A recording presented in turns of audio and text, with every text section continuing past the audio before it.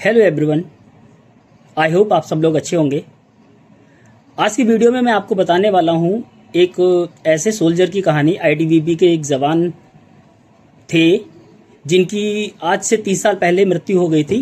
वो एवरेस्ट पर जा रहे थे और वहां पर बर्फीले तूफान में उनकी मृत्यु हो गई थी और 30 साल तक उनका शव वहीं पड़ा रहा।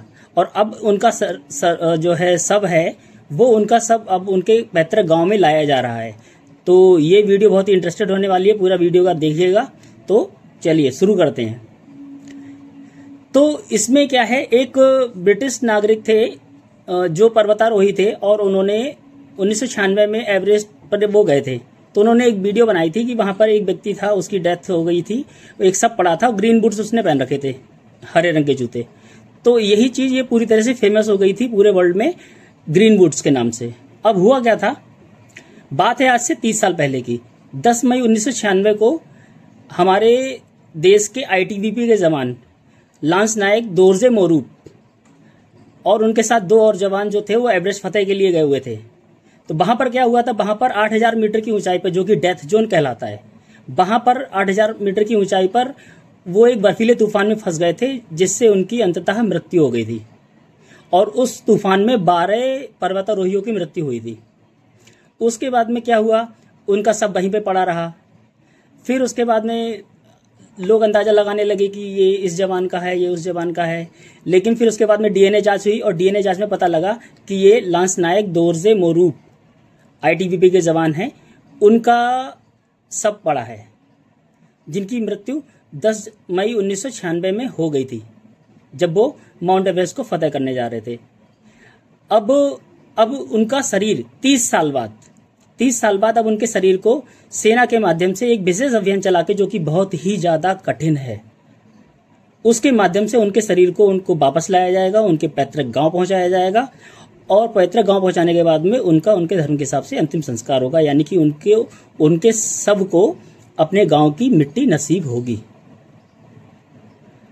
अब क्या हुआ, उसमें उनके जो बेटे हैं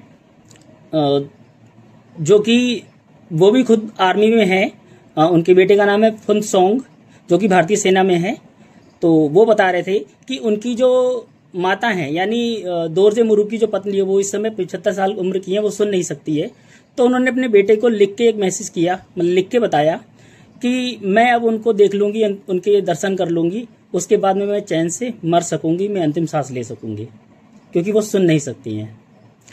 अब आज इतने समय तक ये जो है उनके सब कैसे पड़ा रहा, उनका सब अभी तक लाया क्यों नहीं जा सका। तो इसके पीछे क्या है, ये बहुत ही डिफिकल्ट टास्क है। डिफिकल्ट टास्क क्यों है, क्योंकि वहां पर 8000 मीटर की जो ऊंचाई है माउंट एवरेस्ट पर, वो डेथ जोन कहलाता है। और वहां पर समुद्र तल के कंपैरिजन में 33% ही ऑक्सीजन है वहां पर। तो वहां पर हेलीकॉप्टर से भी नहीं जा सकते हैं, वहां पर हेलीकॉप्टर से भी नहीं जा सकते हैं। इसी वजह से उनका सब पड़ा रहा। और एक बहुत ही ज्यादा चौंकाने वाली बात है, अभी भी माउंट एवरेस्ट पर 340 सब पड़े हुए हैं। कैन यू इमेजिन, अभी भी वहां पर माउंट एवरेस्ट पे 340 सब पड़े हुए हैं, क्योंकि वहां से उनको वापस नीचे लाना बहुत ही डिफिकल्ट टास्क है। लेकिन हमारे देश की सेना ये काम करेगी, इस डिफिकल्ट टास्क को अंजाम देगी और दोरजे मोरूप के सबको वापस लेके आएंगी। तो देखिए हमारे आसपास कैसी कैसी घटनाएं होती रहती हैं, हम बस सोचते रहते हैं। इसी तरह के और वीडियोस देखने के लिए चैनल को सब्सक्राइब कीजिएगा, बहुत ही इंटरेस्टेड वीडियोस चैनल पे आने वाले हैं। Thank you.